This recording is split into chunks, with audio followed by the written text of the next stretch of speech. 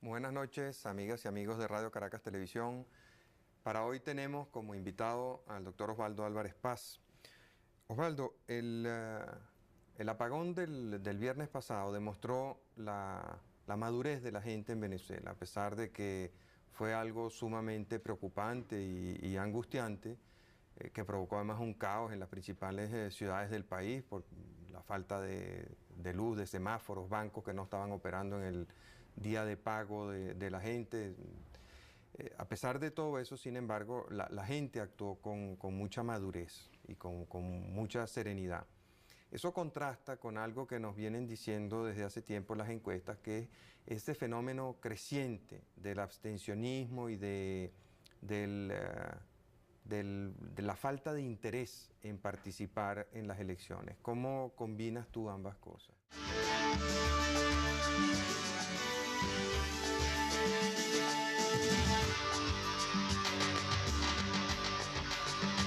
Bueno, yo creo que el pueblo venezolano ha madurado muchísimo y actúa con mucha más serenidad y capacidad de reflexión de lo que normalmente los dirigentes presumen o creen.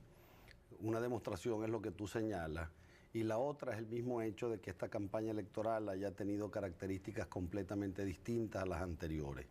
Esta, vamos a decirlo así, falta de estridencia en la calle que se nota en esta campaña electoral, yo lejos de pensar que sea un signo de apatía o de irresponsabilidad o de simple alejamiento de los electores por indignación para llegar a un extremo, yo creo que reflejan una madurez importante donde el venezolano que ha sufrido mucho en este tiempo y ha recibido duros golpes está muy atento, muy pendiente a lo que pasa, reflexionando sobre las cosas que ve y oye. Así es que yo creo que va a haber una buena concurrencia en las urnas, a pesar de que muchos se mantengan todavía como indecisos. ¿Y qué crees tú que va a mover a esa gente a ir a votar? Los planteamientos programáticos en buena parte. Por supuesto, hacia el final de toda campaña electoral siempre hay un ingrediente emocional que contribuye a que la gente se movilice un poco más o que le ponga un poco más de alegría o de entusiasmo a las cosas, ¿no? Pero yo creo que los planteamientos programáticos empiezan a ser importantes y la gente quiere saber exactamente qué es lo que se propone y cómo.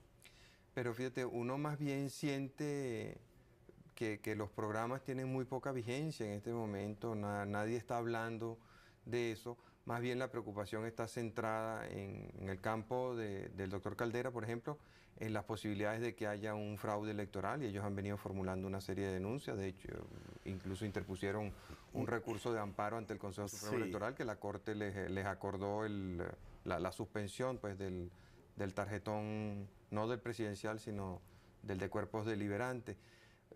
Por otro lado, hay ese fenómeno de la guerra sucia que uno no comprende. O sea, yo no me puedo imaginar que tú estés vinculado a eso, pero evidentemente toda esa basura que estuvo saliendo estaba dirigida contra el presidente Caldera. Entonces eso confunde mucho al elector. Bueno, de eso podemos discutir mucho, ¿no?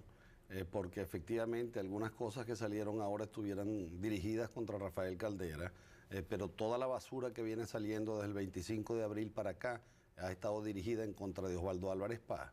¿Esta es de Osvaldo Álvarez Paz? No es de Osvaldo Álvarez Paz. Yo he asumido en esta campaña electoral la actitud de calumniado pasivo. No he querido dejarme arrastrar al terreno que han querido llevar algunos la campaña electoral. ¿Para quién tiene interés en primero tratar de provocarte a ti con una campaña sucia, ahora tratar de provocar al doctor Caldera con una campaña sucia? Bueno, para mí, quienes están interesados en empantanar el debate electoral, por una parte, y provocar situaciones irregulares en la vida de Venezuela. Mira, yo estoy convencido de que este sistema democrático tiene enemigos y tiene enemigos firmes, de que nuestra vida en libertad continúa estando amenazada. Y no es casual, no es común que veamos cómo cada escándalo que se va sucediendo en la vida venezolana se tapa con otro escándalo que hace olvidar el anterior sin que se resuelva y sin que sepamos la verdad de los acontecimientos. Pero yo quiero volver al punto anterior porque me interesa, Marcel, dejar claramente establecido aquí en lo relativo a eso que llaman campaña sucia. Una cosa es campaña sucia y otra cosa es decir la verdad o recordar la historia. Y la historia de Venezuela está llena de elementos que pueden afectar a muchos de los que actualmente pretenden jugar roles protagónicos en la vida política venezolana.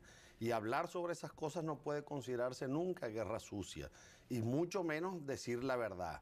Pero a mí en esta campaña electoral, determinados columnistas de la prensa, de paso delincuentes comunes, prófugos de la justicia, durante años, como Rodolfo José Cárdenas, para mencionar solamente uno, bueno, me han dicho absolutamente de todo en los términos más destemplados, convirtiéndose hoy día en uno de los voceros de esa campaña, y conjuntamente con la dirección política del MAS y algunos de los que hoy dirigen, ¿no?, el partido llamado Convergencia, también pues me han lanzado agresiones que empezaron el mismo día en que Rafael Caldera regresó del exterior después de mi triunfo electoral el 25 de abril, porque él mismo en esa primera presentación pública en el aeropuerto de Maiquetía hizo tal cantidad de ataques y alusiones desagradables a mi persona y no a mis políticas, que bueno, que si eso es la cabeza, imagínate tú lo que ha venido después. Ahora, yo quiero decir también que Osvaldo Álvarez Paz no es el único adversario que Rafael Caldera tiene en la política venezolana, tiene muchísimos otros más, ¿no?, que no quieren que él sea presidente y hacen 20.000 cosas por allí que en forma alguna se me pueden endosar a mí o a mi comando de campaña. Vamos a cumplir unos compromisos. Al regreso quisiera que nos hablaras de esas cosas que tú crees que son verdades, que no tienen que ver con la guerra sucia, pero que se deben decir claramente. Ya regresamos.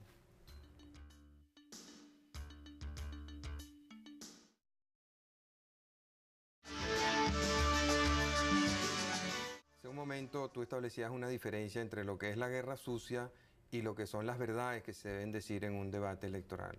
¿Podrías ponernos ejemplos de las diferencias entre eso? Sí, cómo no. Cuando se dice sin ninguna prueba y sin ningún indicio que yo obtengo fondos del narcotráfico, como ha sido dicho por voceros calificados y autorizados del comando de campaña de Rafael Caldera, se está haciendo guerra sucia, deleznable y cochina, ¿no?, de la peor ralea. Cuando nosotros decimos que puede ser un salto en el vacío para Venezuela, ¿no?, elegir a un presidente que no tiene equipos verdaderamente constituidos, sino que su soporte electoral y político está en quienes dirigieron la subversión de los años 60 en Venezuela y quienes fracasando en la guerra han fracasado también en la paz porque no han podido desarrollar una estrategia de poder que responden a esquemas socialistas y marxistas que por más que hayan desaparecido aquí en el mundo, aquí en Venezuela pareciera que no, que tienen una actitud ante la vida, unos principios, una particular manera de ver la familia, nuestra relación con el Estado y el desarrollo de la nación. Bueno, eso no es guerra sucia, eso es una verdad, y muchos me podrán decir que no podemos estar restregándonos el pasado todo el tiempo y que ellos fueron indultados, la gente del MAS, del MIR, del PCB, todo este conjunto de fuerzas que hoy respaldan a Caldera, que ellos fueron indultados y se han metido en una política de pacificación. También es cierto, y yo lo entiendo, nadie está pidiendo que los aparten de la vida política. Pero como tú comprenderás, no, si una persona tiene antecedentes por violación, así sean 20 años después, yo no lo voy a poner de guardián de mis hijas, ¿no? Si alguien tiene antecedentes y antecedentes probados por lo que sucedió en el país en la década de los 60, pues yo legítimamente puedo alertar a la población para que no pongamos el país en sus manos. ¿Pero tú crees que Caldera, de ser elegido presidente, pondría el país en las manos de esa gente que estuvo vinculada a la subversión, al terrorismo urbano? Bueno, son la columna vertebral de su campaña, son el respaldo más amplio, más sólido, más estructurado y con mayores recursos que tiene en este momento. ¿Pero tú no crees que Caldera está muy por encima de eso, que Caldera los controlará o los pondrá en su puesto? Y no será al revés. La historia ha demostrado a la larga, él ha sido mucho más inteligente que ellos y mucho más consistente. Yo no estoy dudando de su inteligencia, yo lo que estoy expresando es una seria y severa preocupación por el destino de este país. ¿Y qué ofreces tú a cambio? Yo ofrezco a cambio equipos constituidos con gente coherente de pensamiento, que de alguna manera se corresponde con lo que ha sido la propia obra del doctor Caldera a lo largo de 46, 47, 50 años de vida pública. ¿Te ofreces calderismo sin caldera? Yo ofrezco, no lo digas en esos términos porque no es correcto, ¿no? Pero yo represento en este momento lo que Rafael Caldera construyó a lo largo de 50 años, que es el Partido Social Cristiano Copey, que tiene una plataforma, que tiene unos principios, que tiene una ideología, y no se nos olvide que esa I última de Copey significa independiente, un partido que trató siempre con sus desviaciones y sus problemas circunstanciales en determinados momentos de su historia, de representar de la mejor manera a la sociedad civil, de tratar de ser su instrumento político, y que eso le ha permitido desarrollarse hasta convertirse en la primera fuerza política de Venezuela. Bueno, nuestro programa, el que vamos a presentar, por cierto, mañana en la mañana, a la consideración del país entero, es un fiel reflejo de todos los principios, de todas las enseñanzas que nosotros recibimos a lo largo de todos estos años, actualizado y presentado de conformidad con una realidad que vive Venezuela en relación a sí misma, en relación al continente y en relación al mundo. Aquí hay coherencia, aquí hay ideología, aquí hay principios, aquí hay claridad de objetivos, aquí hay metas, aquí no hay simples negaciones. Yo veo aquella otra candidatura convertida pues en un montón de negaciones frente a todos, que sin dejar de tener fundamento, la inmensa mayoría de ellas, porque son cosas que todos, absolutamente todos, rechazamos, no ha ofrecido hasta ahora ni una idea nueva, ni una alternativa posible, ni una solución frente a ninguno de los problemas del país, Marcelo. Bueno, una de las cosas que ofrece la candidatura de Caldera es esa capacidad de conciliación, de concertación, en un momento en que pareciera que Venezuela va a necesitar mucho de eso. ¿De conciliación y de concertación entre quiénes? Bueno, por decirlo con un chiste, por ejemplo, estoy seguro que no es el planteamiento que ellos hacen, pero lo ilustra el cuento. Lograron reunificar al Partido Comunista, o sea, lo que no ocurrió en ninguna parte del mundo. Es un partido que se acabó, que en Venezuela estaba todo picadillo, dividido en, no sé, 16 fracciones, las reunificó a todos. Entonces, si es capaz de reunificar al Partido Comunista, y hay que ver que había odios ahí, pues es capaz de reunificar al país. Creo que está caminando en la ruta de la antihistoria, pues la historia de estos tiempos camina en dirección totalmente contraria a lo que en este caso estaría logrando.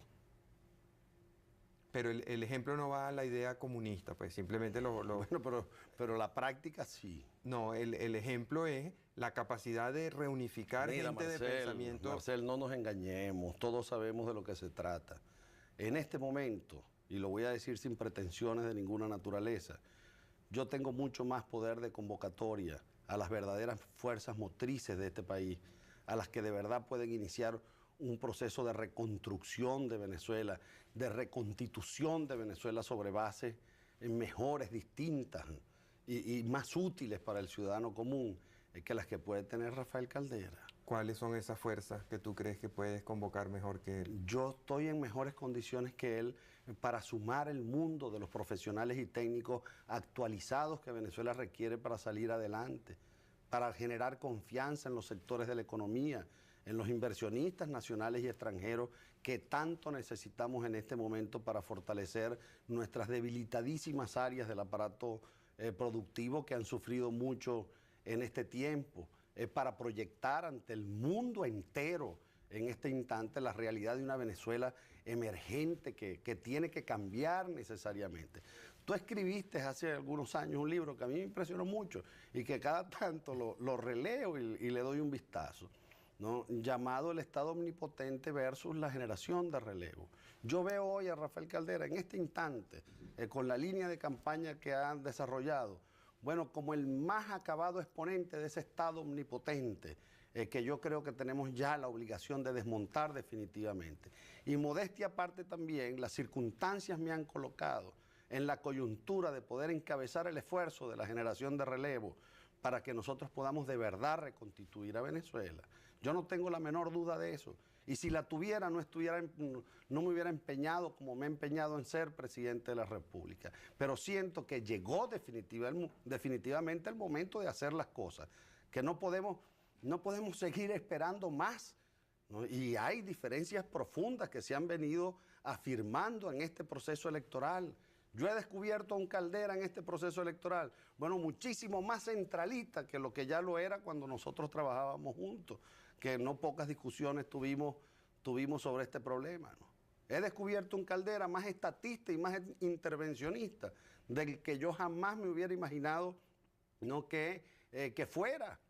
Entonces yo creo que llegó la hora del replanteo de muchas cosas en la vida venezolana. ¿Por qué quiere ser presidente de la República? Bueno, para reconstituir al país. Yo creo haber recibido el 25 de abril un mandato muy claro de muchísimos venezolanos de luchar por la renovación ética y material de Venezuela. Mira, una de las razones que explican la presencia o mi presencia en la política venezolana durante tanto tiempo y que le pueden dar soporte quizás a esta candidatura es la lucha por el desarrollo regional contra el centralismo en la forma en que está en este momento en la vida venezolana, contra esta exagerada dosis de partidismo agudo que ha interferido absolutamente con todas las actividades de la nación, contra el partidismo agudo también que con sus deformaciones clientelares y burocráticas deformó por completo a la administración pública hasta hacerla colapsar, porque está prácticamente colapsada. Yo sueño con un esquema regido por los principios federales no en el sentido de los términos de la tradición federal del siglo pasado, ¿no? Sino con un grado muchísimo mayor de autonomía de los estados. Yo sueño con un país donde esté municipalizada la vida pública, donde los gobiernos locales tengan mucha autoridad, mucho peso, estén muy fortalecidos, con capacidad para resolver, con los recursos del Poder Nacional en sus manos para administrarlos a nivel local, con lo que se abrirían múltiples canales de participación a la gente para influir en las decisiones y para orientar la inversión pública, controlarla y evaluarla. En fin, yo sueño con un esquema de economía verdaderamente libre, abierta, con mercados competitivos. Eso sí, donde la igualdad de oportunidades para todos esté garantizada, por lo que tendrían que desaparecer oligopolios, monopolios, roscas que interfieren en los procesos de comercialización a todos los niveles. Y sobre todo si esos oligopolios y monopolios dependen del propio Estado o han sido montados por decisiones cruzadas de intereses creados entre el Estado y sectores de la vida económica. En fin, uno sueña por tantas cosas que de pronto cuando ve que no hay nadie que esté luchando en serio, ¿no? Para hacer la realidad, pues tiene que salir uno a luchar. Y eso es lo que yo he venido haciendo, eso es lo que estoy haciendo y eso es lo que voy a hacer como presidente de la República, Marcel, porque quiero aprovechar para repetir algo que también he dicho por ahí circunstancialmente. Mira, yo aspiro a ser presidente de este país una sola vez en la vida, una sola vez, para hacer en 5 años exactamente lo que hay que hacer para reconstituir a esta nación y para darle un nuevo y mejor rumbo.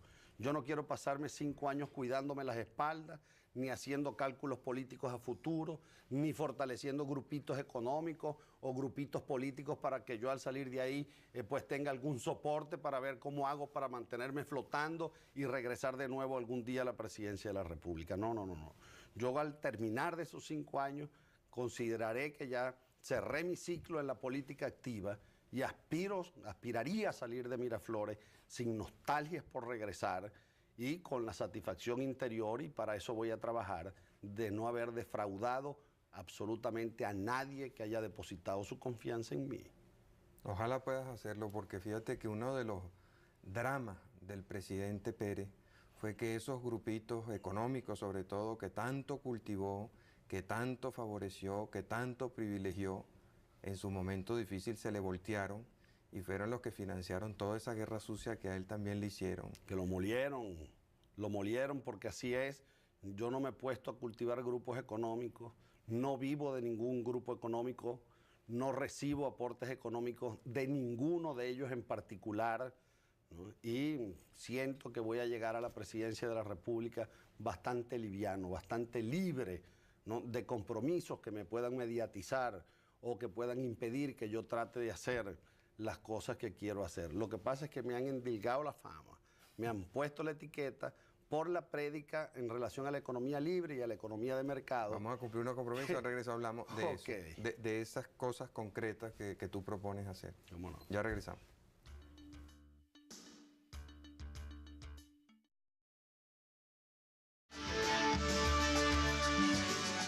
Hace un momento tú habías empezado a decirnos cosas que tú querías hacer, cosas que tú querías cambiar. ¿Por qué no nos hablas un poco de eso? Bueno, mira, mañana vamos a presentar el programa y con alguna más, con más detalles, pues hablaremos de estas cosas, ¿no? Pero básicamente tenemos 6 grandes políticas a adelantar para la vida nacional de los próximos 5 años. Que no es que unas sean más importantes que las otras, todas tienen que impulsarse simultáneamente. Pero la primera de ellas es la batalla contra la inflación, la batalla para dominarla, haciendo todo lo que tenemos que hacer para eso, controlando el déficit fiscal hasta eliminarlo, no propendiendo a generar nuevas fuentes de ingresos para la nación, aumentar la base tributaria del venezolano común, que necesariamente tiene que hacerse. En fin, hacer todos los ajustes tendientes a evitar el déficit por la vía de los ingresos, aumentándola, por la vía del gasto público ineficiente, tratando de controlarlo lo más posible. Pero el objetivo es en el quinquenio y sobre todo en los 4 primeros años, reducir la inflación hasta niveles de un solo dígito, lo cual creo que es perfectamente posible si hacemos las cosas bien.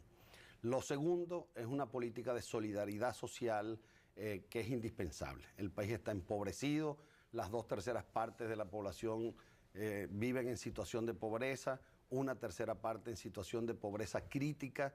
Bueno, la comida y los alimentos, sus precios crecieron 25 veces, mientras que los sueldos mínimos, los salarios mínimos crecieron apenas 10 veces. Eso de por sí demuestra que tenemos que hacer muchas cosas para fortalecer los programas sociales que hay y mantener transitoriamente, mientras todo esto se ajusta, y perfeccionándolos a través de las organizaciones no gubernamentales, los programas sociales que se han venido desarrollando. Esa política de solidaridad social impone, por supuesto, un funcionamiento de los servicios muchísimo mejor de lo que en este momento tenemos, ¿no? La salud, la educación, el transporte, la vivienda. Bueno, tenemos esquemas y planes concretos para empezar a trabajar desde el primer día en todo lo que contribuya a fortalecer el núcleo familiar. ¿Y tienes la gente para hacerlo? Sí, cómo no, tenemos la gente. ¿Tú vas a anunciar los equipos de gobierno antes de ser elegido o después? No sé, no me lo he planteado todavía. Vamos a ver, mañana sabrán mucho, pues los que trabajaron en todas y cada una de las áreas, que normalmente serán, pues yo espero que me sigan acompañando después de ganar. Bastantes de ellos tendrán responsabilidades. Bueno, después que ganes se te sumarán muchos también. O sea. Bueno, a veces se suman muchos que no deberían y se apartan otros que deberían permanecer, y eso forma parte del problema. Lucha contra la inflación es la primera. Solidaridad social, crecimiento económico, con justicia social, que esto lo decimos en esta forma para empatar las dos cosas, sí, para que no se entienda que vamos a un programa económico, te fijas, por un lado, y a unas cuantas medidas sociales compensatorias por los efectos. No, la filosofía social cristiana siempre ha sido esa, de combinar esas dos cosas. Exactamente, ¿no?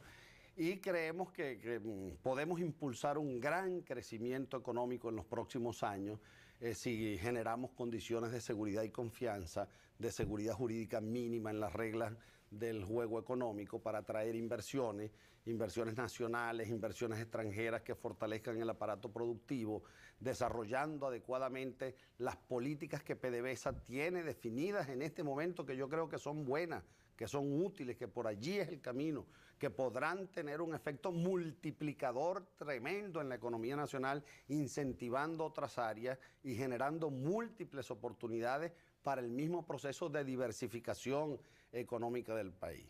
Bueno, un gran aliento a través de una política industrial adecuada para que el proceso de reconversión industrial pueda realmente desarrollarse y modernizar todo nuestro parque industrial, incluso desde el punto de vista tecnológico, con una serie de esquemas que se están definiendo, al igual, ¿no?, que el sector agrícola y pecuario, que también está necesitando de que se le dé un soporte muy serio para que se puedan desatar los nudos que lo mantienen en situación muy comprometida y para que la actividad en el campo pueda ser nuevamente rentable para los productores y en general productiva para todo el país mediante un programa de seguridad agroalimentaria que tenemos diseñado, donde se hace un análisis completo de la potencialidad de Venezuela, de los renglones en los cuales podemos autoabastecernos y de aquellos en los cuales, aun cuando no podamos, significan mucho para la vida regional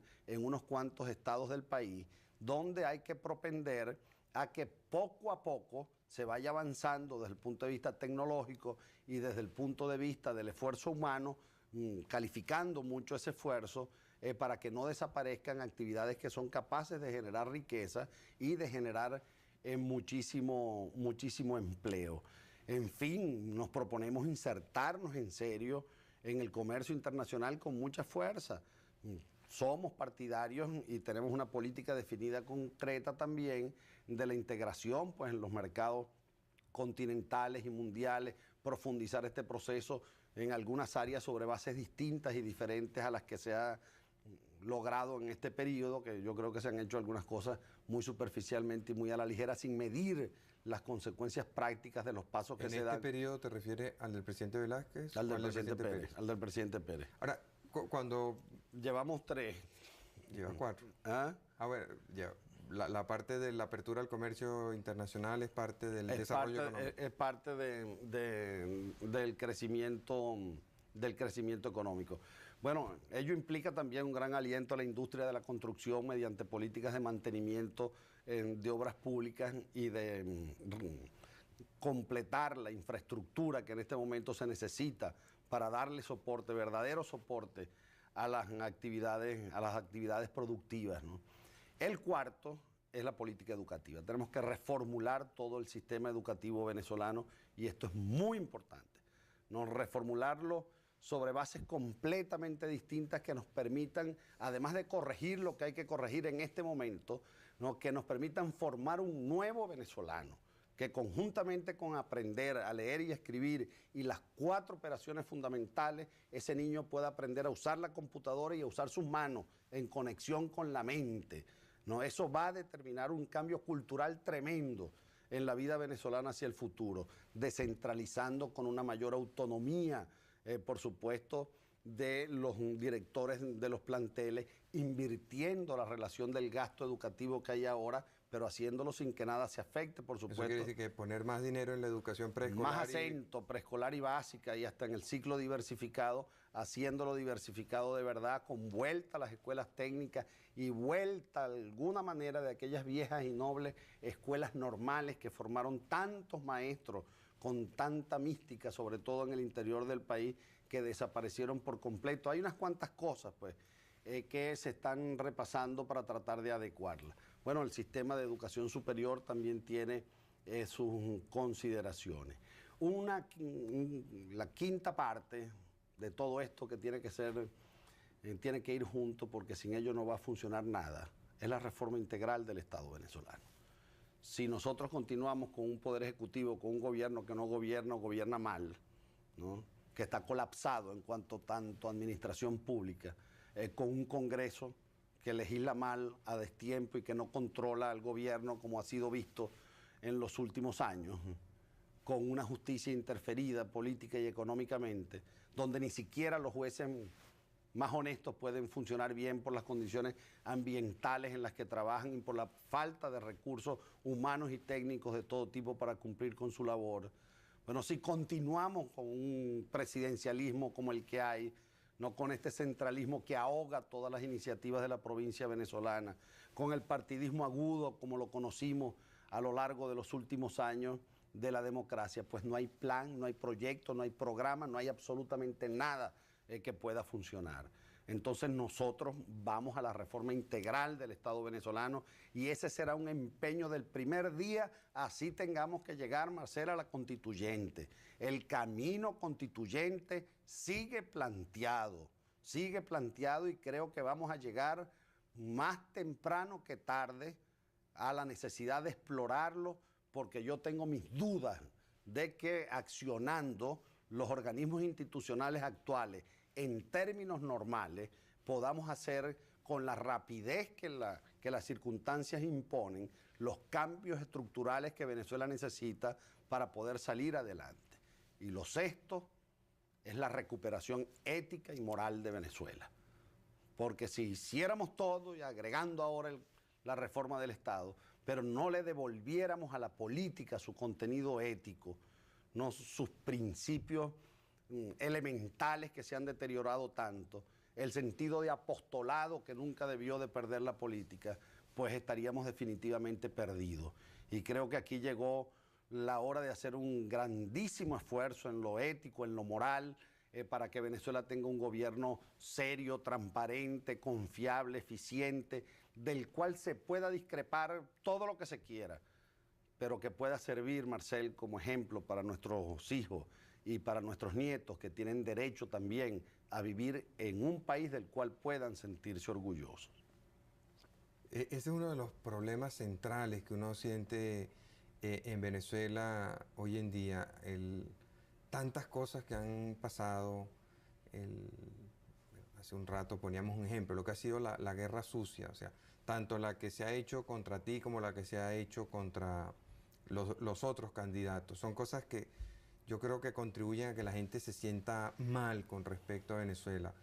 Yo he visto con mucha simpatía las cuñas esas de Acción Democrática, que por supuesto se refieren a Acción Democrática. Ellos están tratando de recuperar su autoestima y su valor, y la verdad es que Acción Democrática merece mejor suerte de la que pareciera ser que va a tener por lo que dicen las encuestas. O sea, no todos los adecos son corruptos, no todos los adecos son sinvergüenzas. O sea, en Acción Democrática, al igual que en COPEI, al igual que en el mundo empresarial y que en el Además mundo del país, las grandes víctimas de los corruptos y de los sinvergüenzas son millones de adecos nobles, serios, trabajadores, que tienen las mismas necesidades que los copellanos, que los independientes, que los masistas, que todo el mundo, y que cargan con la vergüenza de todo lo que ha sucedido. En el fondo uno a veces piensa que hace falta, o sea, una campaña para que los venezolanos recuperemos la autoestima. Yo siento que ese es uno de los puntos fundamentales que debe atacar el próximo presidente. ¿Cómo lograr el orgullo de ser venezolanos? Exacto. De nuevo, eso tenemos que lograrlo. Sí. Mira, cuando yo asumí la gobernación del estado Zulia, yo estaba convencido, después de analizar muchas cosas, que la depresión más profunda que había en el estado, ¿no?, era la depresión espiritual, la depresión anímica, ese sentimiento, ese complejo de culpa colectivo que de pronto se va apoderando de un país o de una región, según el cual pues no servimos para nada, nadie nos quiere, nadie nos atiende, no puedo hacer ninguna cosa. Sí. No, bueno, tratar de sacudir, de estremecer la fibra de ese ciudadano común, que es la clave y que es la base de todo el trabajo que se va a hacer. Y yo creo que lo podemos lograr, allá lo logramos. Vamos a cumplir unos compromisos. Al regreso, quisiera dejarte planteado esto para cuando regresemos. Todos los puntos que tú has mencionado son puntos que he tenido oportunidad pues, de estudiar y de reflexionar bastante sobre ellos, y con los cuales me siento muy, muy identificado. Sin embargo, representan una tarea colosal. Entonces quisiera ver cómo dentro de un solo periodo presidencial, como tú has dicho, que aspiras a tener, se puede hacer todo eso. Porque hay un trabajo de preparación del país para hacer esos cambios. Luego hay una etapa de realización de todos esos cambios, que es siempre muy traumática y muy difícil, porque es el momento en que lesiona necesariamente una serie de intereses creados que no quieren bajo ninguna circunstancia renunciar a sus privilegios. Y después de hecho eso viene una etapa de consolidación de lo que se ha hecho. O sea que en el fondo si me preguntaran, yo diría, bueno, lo ideal sería tener 3 periodos presidenciales, ¿no? Uno para preparar el terreno para los grandes cambios, un poco lo que fue en el caso mexicano, el periodo del presidente de la Madrid. Luego un periodo para hacer los cambios, y ahí se lesionan pues muchos intereses creados. Y luego una tercera etapa, pues la consolidación de todo aquello, como fue, digamos, el periodo del presidente Bush, que tuvo la oportunidad de consolidar los logros del presidente Reagan. Eso es lo que hacen los países serios, independientemente de quién sea el presidente. Llegan en determinados momentos de su historia a determinados pactos fundamentales, a determinados consensos, en donde señalan objetivos nacionales y diseñan una estrategia conjunta para tratar de alcanzarlo. Entonces el debate empieza a quedar remitido a ver quién es el mejor vaquiano para conducir a la nación por ese camino y hacia esos objetivos. Ya regresamos.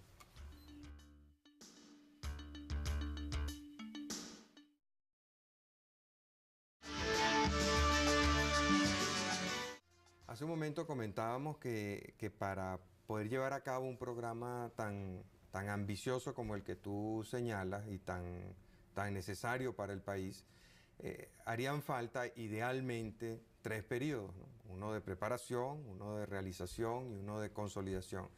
Pero tú has dicho que aspiras a uno. Entonces, ¿cómo vas y qué es lo que vas a querer meter en ese periodo presidencial? Mira, 5 años parecieran un poco tiempo. Depende. En un país como el nuestro, acostumbrado a que las cosas no se hagan.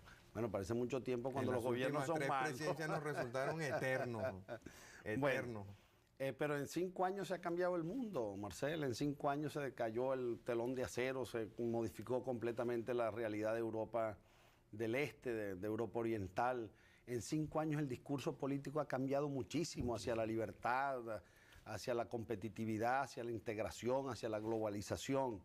Entonces, quizás 5 años sean pocos para hacer un programa tan ambicioso como este, pero son más que suficientes para empezar a andar y para tratar de que los caminos que se tomen sean irreversibles y que, con toda la flexibilidad del mundo, por supuesto, la nación encuentre un rumbo y unos objetivos y le dé sentido al papel que cada cual juega sobre esta tierra. Una de las preocupaciones mayores que yo tengo es que el país está invertebrado, el país está amorfo, está fofo, ¿no? Parece que se nos convirtió en un país archipelágico de islas cerradas sobre sí mismas, de que no se comunican, donde pareciera que no hay intereses comunes ni objetivos que logren la unidad nacional. Y eso es indispensable, no presentar, lograr por la vía de los consensos a los cuales solo se llega con debate y con discusión, y por eso es importante la constituyente, ¿no? Un proyecto nacional que unifique al país por la base, ¿no? Y que unifique a sus verdaderas fuerzas motrices para alcanzar unas metas. Yo he acostumbrado en la vida, y no me ha dado mal resultado, a trazarme metas que parecen imposibles. Y a veces me han llamado temerario y otros me han llamado locos. Y bueno, si las alcanzo, muy bien, ¿no? Pero si no las alcanzo, bueno, de todas maneras tengo la satisfacción de estar mucho más cerca de ellas que en el momento en que me las planteé.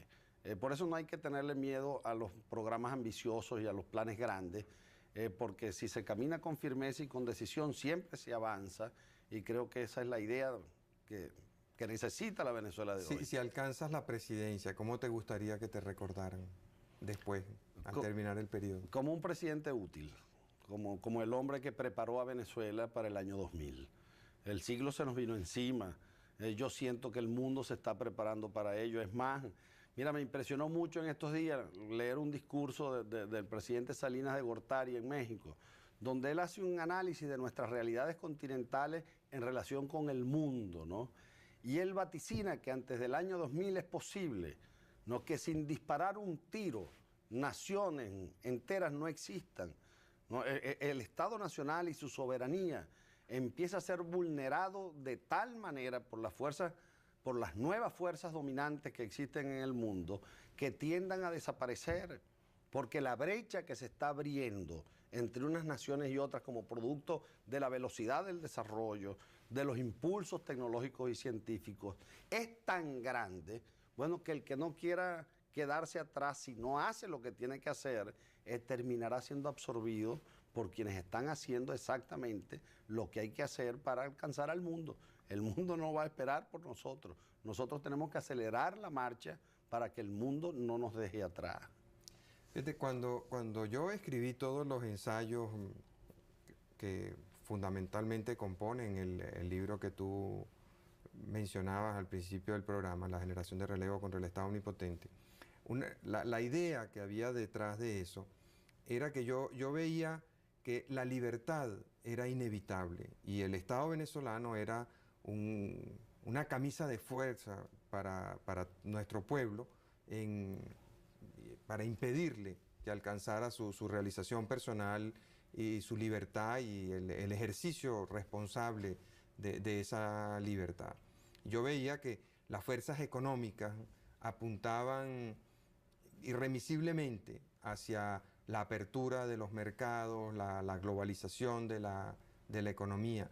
Las fuerzas filosóficas también iban imparables hacia la libertad. Era cada día más obvio que el hombre nació para ser libre, que debe usar esa libertad con responsabilidad y con solidaridad, pero su tendencia natural, su realización lógica es la libertad. En el campo científico también se veía la importancia y la inevitabilidad de la libertad. Y así en cada campo que uno iba analizando aparecía ese paradigma pues, de la libertad. Las cosas, como tú bien decías hace un momento, sucedieron mucho más rápido de lo que uno se imaginaba. Y de repente, por estrategia o por azar, todavía no sabemos, nadie ha escrito sobre eso en profundidad, hicieron que el mundo comunista colapsara y que se acabara todo ese fenómeno. Entonces, a raíz de la caída del comunismo, algunos estudiosos de la historia han dicho que se acabó la historia, pues que ya el hombre alcanzó su desideratum. Sin embargo, vemos que está ocurriendo algo muy distinto. O sea, el lograr ese estadio que hacía posible la libertad ha significado la aparición de unas manifestaciones horrendas de irresponsabilidad, de ultranacionalismo, de racismo. Hemos visto, bueno, todo el horror que está ocurriendo en algunos países, como es el caso de Yugoslavia y en otros países de Europa Central. Hemos visto lo que está ocurriendo en Somalia, lo que está pasando en Haití, y el mundo, que se dice civilizado, entre comillas, lo que va es como cogiéndole cada vez más grima a esas situaciones y no se atreve a intervenir. No se atreve, o sea, prefiere que en Haití se sigan matando y destrozando entre ellos y en Somalia lo mismo. En el caso de Europa, que también se dicen más civilizados que nosotros, hemos visto como aquella idea tan bella de la unificación europea va perdiendo fuerza. Y más bien lo que van surgiendo es pequeños nacionalismos y cada día el ideal paneuropeo va perdiendo fuerza. Y así en el mundo entero. Entonces, me pregunto si no estaremos entrando en un periodo de regresión histórica, en donde nos asomamos a la libertad, le tuvimos miedo porque la libertad implica responsabilidad, implica solidaridad, y eso como que no nos gustó, el egoísmo como que está resultando más fuerte, y ahora vamos en un proceso involutivo. No, el egoísmo no será nunca más fuerte que la libertad. Lo que pasa es que la cultura de la libertad responsable, no se improvisa de la noche a la mañana. Y el cambio fue tan rápido, tan violento, tan profundo, que esta es una etapa de ajustes que va a durar y que está durando. Pero yo creo que con todo lo dramático y doloroso de muchas cosas que están sucediendo en algunos sitios puntuales del planeta, yo creo que la marcha de la humanidad en este tiempo ha sido para bien, que va en la dirección correcta y que estas cosas que existían en una calma impuesta por la fuerza, porque no se correspondía con realidades naturales, estalló en mil pedazos. Por ejemplo, Yugoslavia pues, fue producto, con todo y que alcanzaron un grado importante de desarrollo, pues de la Unión a través de la dictadura del Mariscal Tito, después de todos los sucesos que conocemos, de construcción artificial de un país. Pues esa es la verdad. Entonces, por supuesto, después los nacionalismos locales, los regionalismos provocan una cosa insólita y monstruosa, como es todo lo que hemos visto en este tiempo. Pero todo ello buscará su propio nivel de ajuste. Lo que la humanidad entera no puede hacer es cruzarse de brazos mientras estas cosas ocurren. Yo creo que precisamente hoy día, cuando el mundo va hacia la libertad, las Naciones Unidas tienen que empezar a adquirir otra dimensión, una dimensión diferente a la que han tenido hasta este momento, y empezar a tener una cierta rectoría, ¿no?, sobre situaciones muy puntuales y concretas, más allá de mandar una fuerza militar para apaciguar una guerra o para meterle miedo a quienes pueden entrar en conflictos armados cada tanto. Pero yo soy un convencido de que el nuevo tiempo que está viviendo la humanidad es bastante mejor que el tiempo pasado, donde una buena porción del planeta, la mitad del planeta estaba sometido a dictaduras feroces, donde había mucho sufrimiento. Y tan era así que estallaron, pues que no pudieron soportar más y trataron de hacerlo bajo la conducción del señor Gorbachev, ¿no? De la mejor manera, de la manera menos dolorosa posible, ¿no? Para unas realidades que se habían mantenido durante 70 años prácticamente, 70, 50 años otras, ¿no? Bajo la punta de las bayonetas, en una paz que era paz de los sepulcros, ¿no? Vamos a cumplir unos compromisos. Al regreso quisiera que nos hablaras un poco de uno de los temas que más me ha interesado que tú planteaste. ¿Qué vas a hacer tú para que los venezolanos volvamos a sentir el orgullo de ser venezolanos? Ya regresamos.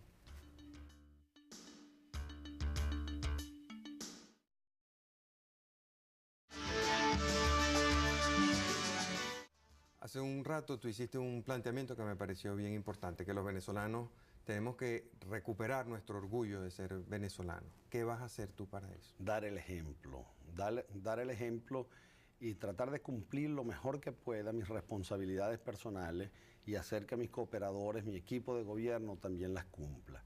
Yo creo que en la medida en que nosotros le pongamos de verdad cariño y amor a nuestro trabajo, a lo que tenemos por delante, eso se va expandiendo a lo largo y ancho de todo el país.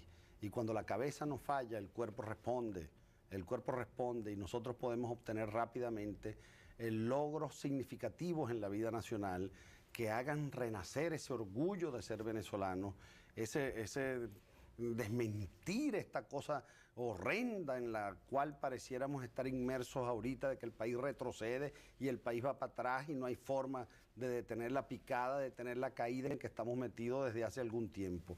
Pues sí hay, aquí estamos nosotros, que somos una fuerza real en este país, que yo siento que hemos estado, nuestra vitalidad, nuestras condiciones, nuestra preparación que ha sido de toda la vida, hemos estado absolutamente subutilizados realmente, no para poder levantar a Venezuela. ¿Dónde está la generación Ayacucho en este instante? Bueno, muchos emigrando, buscando oportunidades de trabajo en el exterior porque aquí ven cerradas las cosas. Bueno, ¿dónde están tantos talentos que desde el sector privado, desde los sectores académicos, desde el mundo de la cultura, podrían estarle aportando a la vida pública venezolana mucha más capacidad de reflexión sobre los problemas por la experiencia que tienen en el manejo de las cosas concretas, mucha más disciplina para el trabajo, que se ha ausentado bastante esa disciplina en la vida política de los últimos tiempos.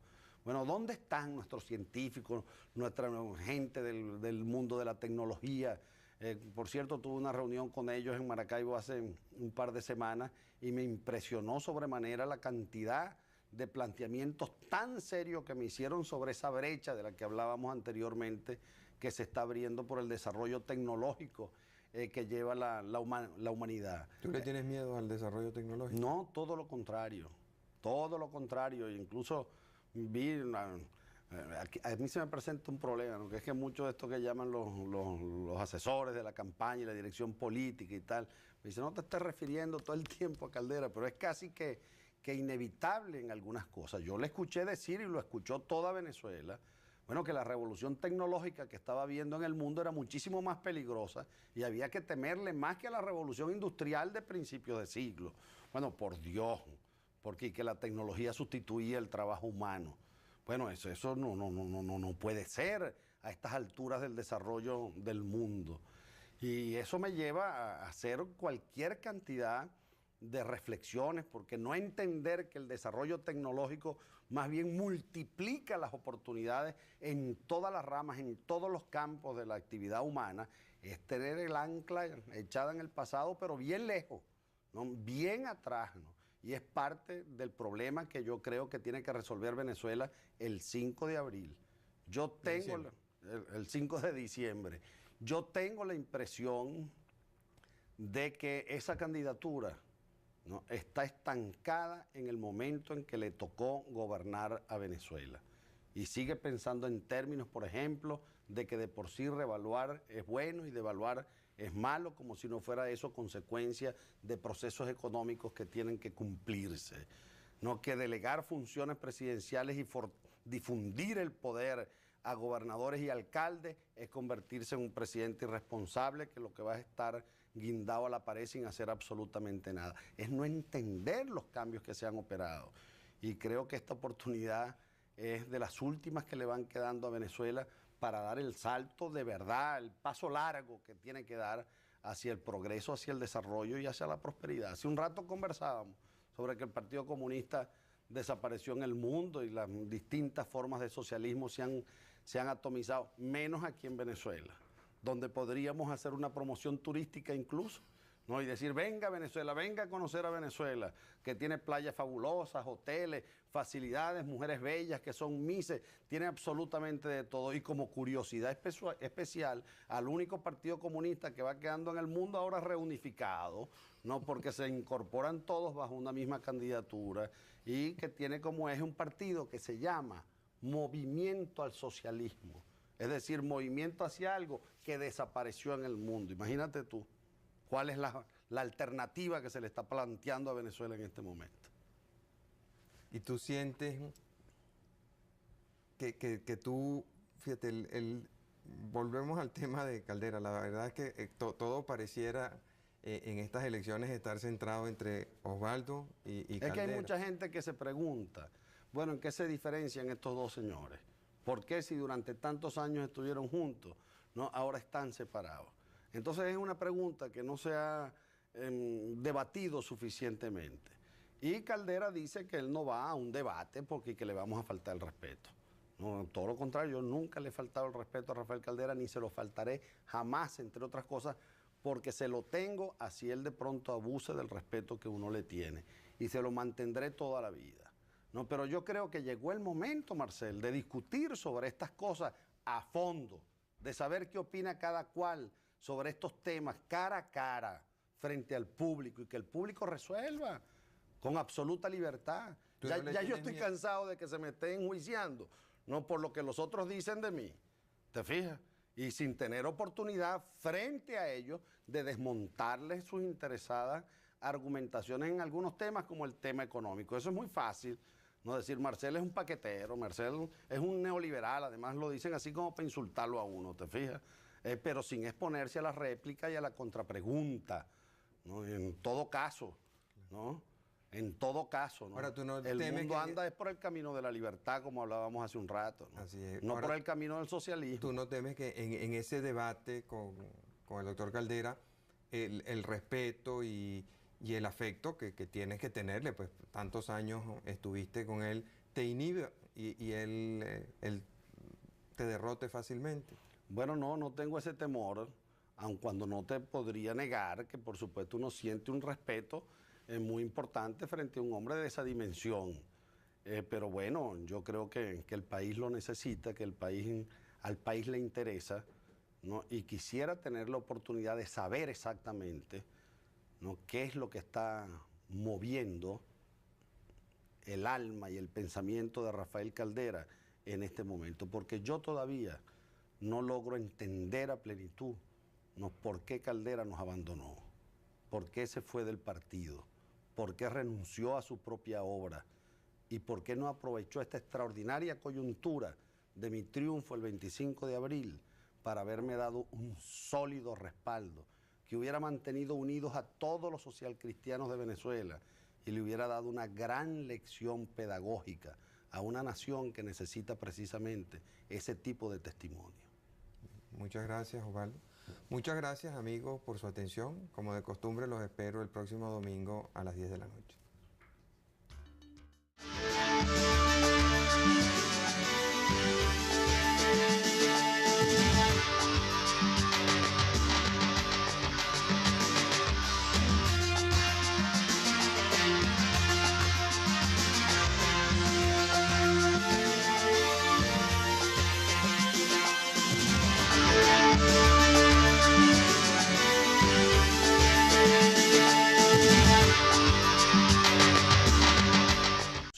Una cosa es campaña sucia y otra cosa es decir la verdad o recordar la historia.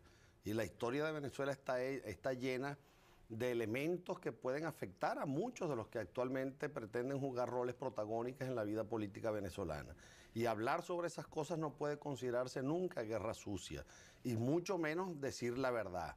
Pero a mí en esta campaña electoral, determinados columnistas de la prensa, de paso delincuentes comunes, prófugos de la justicia, durante años como Rodolfo José Cárdenas, para mencionar solamente uno, bueno, me han dicho absolutamente de todo en los términos más destemplados, convirtiéndose hoy día en uno de los voceros de esa campaña, y conjuntamente con la dirección política del MAS y algunos de los que hoy dirigen, ¿no?, el partido llamado Convergencia, también pues me han lanzado agresiones que empezaron el mismo día en que Rafael Caldera regresó del exterior después de mi triunfo electoral el 25 de abril, porque él mismo en esa primera presentación pública en el aeropuerto de Maiquetía hizo tal cantidad, un poco más, o que le ponga un poco más de alegría o de entusiasmo a las cosas, ¿no? Pero yo creo que los planteamientos programáticos empiezan a ser importantes y la gente quiere saber exactamente qué es lo que se propone y cómo. Pero fíjate, uno más bien siente que los programas tienen muy poca vigencia en este momento, nadie está hablando de eso, más bien la preocupación está centrada en el campo del doctor Caldera, por ejemplo, en las posibilidades de que haya un fraude electoral, y ellos han venido formulando una serie de denuncias. De hecho, incluso interpusieron un recurso de amparo ante el Consejo Supremo Electoral, que la Corte les acordó la suspensión pues, del tarjetón, no del presidencial, sino del de cuerpos deliberantes. Por otro lado, hay ese fenómeno de la guerra sucia que uno no comprende. O sea, yo no me puedo imaginar que tú estés vinculado a eso, pero evidentemente toda esa basura que estuvo saliendo estaba dirigida contra el presidente Caldera. Entonces eso confunde mucho al elector. Bueno, de eso podemos discutir mucho, ¿no? Porque efectivamente algunas cosas que salieron ahora estuvieran dirigidas contra Rafael Caldera, pero toda la basura que viene saliendo desde el 25 de abril para acá ha estado dirigida en contra de Osvaldo Álvarez Paz. ¿Esta es de Osvaldo Álvarez Paz? No es de Osvaldo Álvarez Paz. Yo he asumido en esta campaña electoral la actitud de calumniado pasivo. No he querido dejarme arrastrar al terreno que han querido llevar algunos la campaña electoral. ¿Para quién tiene interés en primero tratar de provocarte a ti con una campaña sucia, ahora tratar de provocar al doctor Caldera con una campaña sucia? Bueno, para mí, quienes están interesados en empantanar el debate electoral, por una parte, y provocar situaciones irregulares en la vida de Venezuela. Mira, yo estoy convencido de que este sistema democrático tiene enemigos, y tiene enemigos firmes, de que nuestra vida en libertad continúa estando amenazada.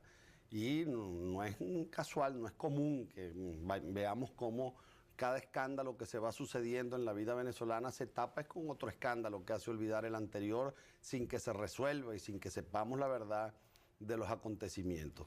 Pero yo quiero volver al punto anterior, porque me interesa, Marcel, dejar claramente establecido aquí en lo relativo a eso que llaman campaña sucia, y actúa con mucha más serenidad y capacidad de reflexión de lo que normalmente los dirigentes presumen o creen.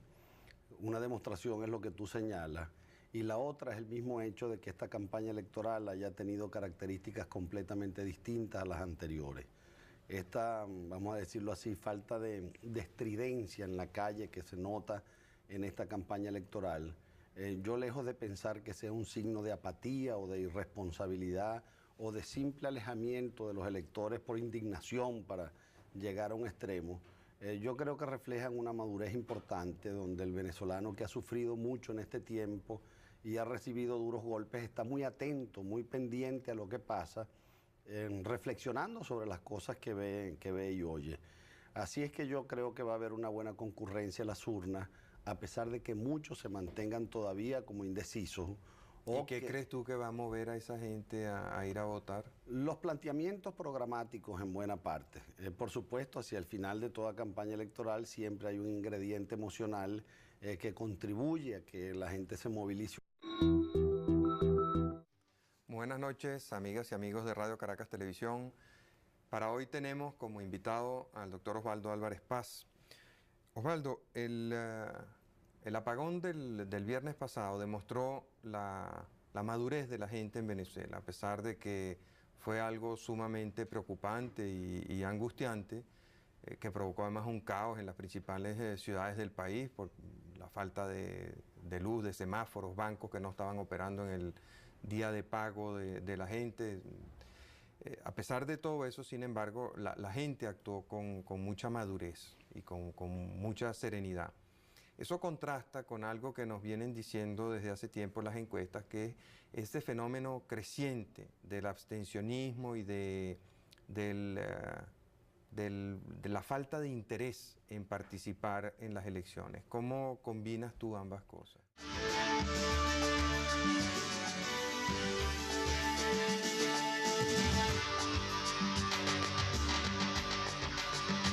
Bueno, yo creo que el pueblo venezolano ha madurado muchísimo